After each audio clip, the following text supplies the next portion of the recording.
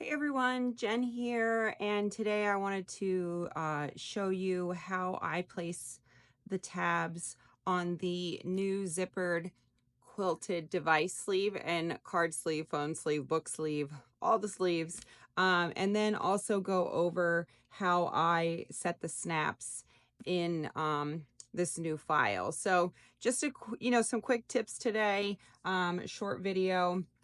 So I've already gone ahead and made all the pieces for this is the extra large card sleeve, the size 5 zipper, and the tab here. So what I wanted to note on placing the tab is how to get this centered the easiest way possible. So I went ahead and I ran the placement stitching for the tab.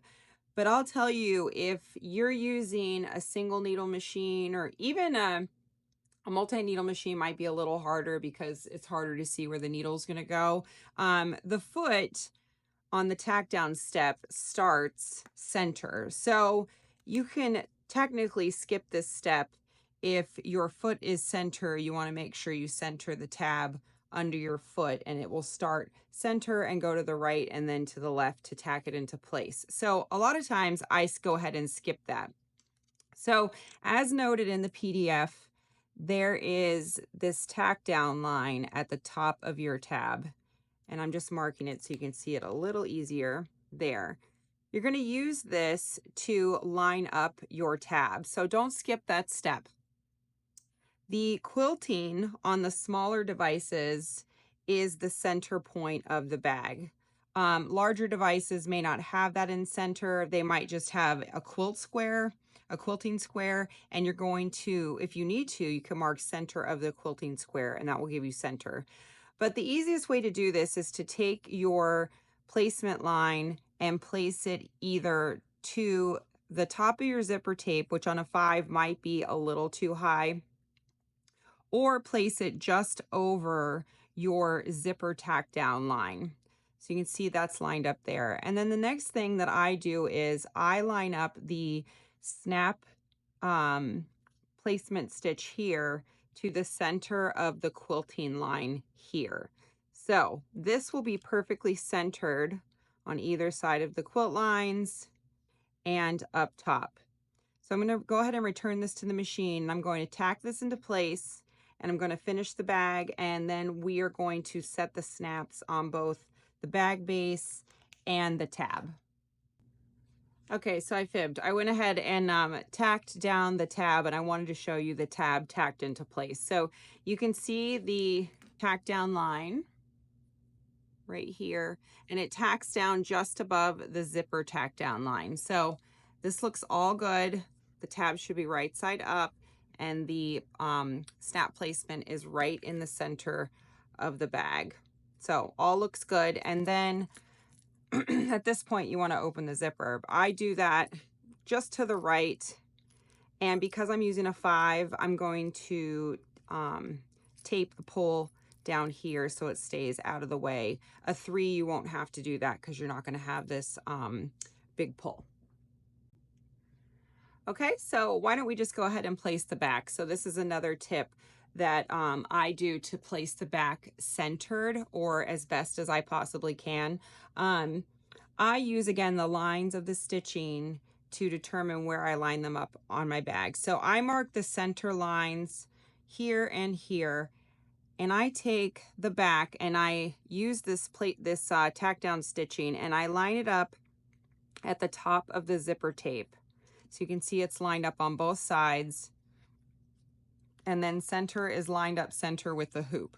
So I hold this in place and I lift up the sides to see how much wiggle room I have on either side. So I have about a 1/4 inch there, and I have almost a 1/2 inch here. So I'm going to go ahead and scoot this over just slightly, just to make it easier, just like that. So I have a 1/4 inch there and a 1/4 inch there, and the same on the bottom, and then it's lined up straight at the top. And then I'm going to go ahead and baste this into place.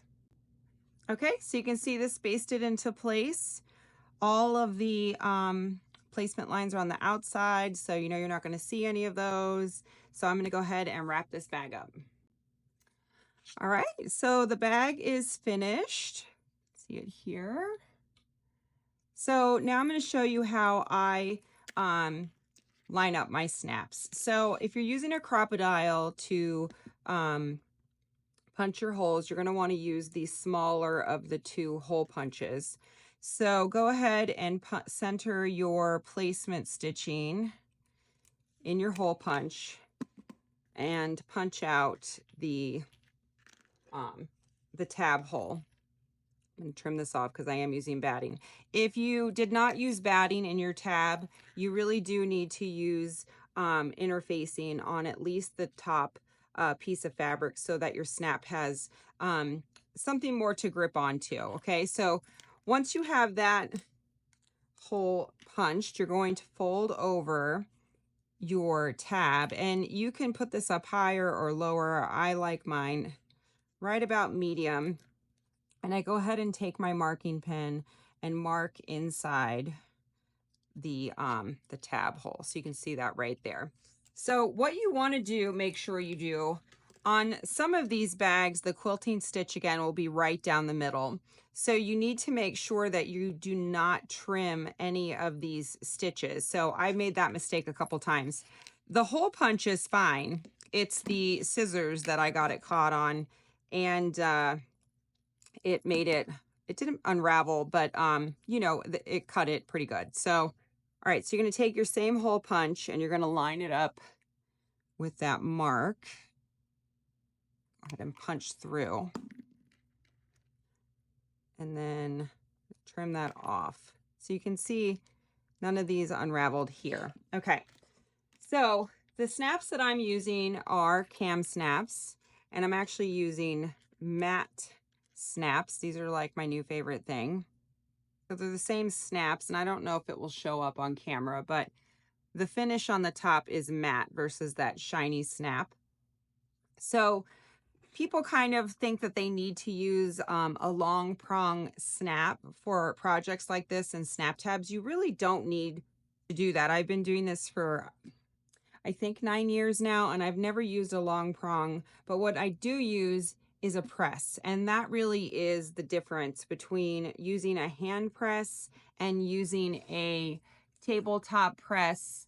They also have a smaller tabletop press that only does the snaps. My press has interchangeable dies, so I can use it for all kinds of whatever dies they sell, so like key fobs and rivets and such. So that is what really makes the difference. So if you have the means to buy a press, I highly recommend doing that. Just go to camsnaps.com and they have all the information, all the presses, all the dies.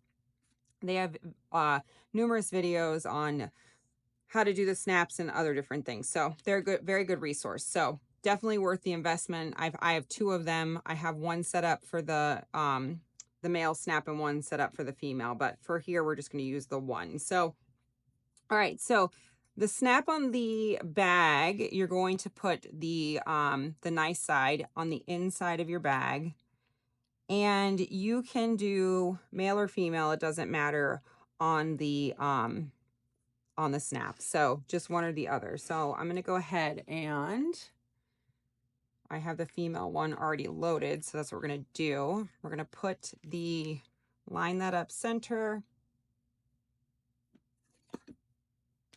Go ahead and press that into place. Okay. So now I'm going to swap out my die to the other. I actually have my press set up on my other press for rivets at the moment. So, but typically I keep male and female in both. So when I'm doing a bunch of snap tabs, it makes it a lot easier. Okay, so on the tab, the nice side of the snap's going to go on the outside and put the other part on the inside. We're going to go ahead and set that. Two, if you have dexterity issues, like gripping, this is so much easier than that hand press. Okay, so there's our tab there. Let's go ahead and close. and snap, and that's it. Hope this helps.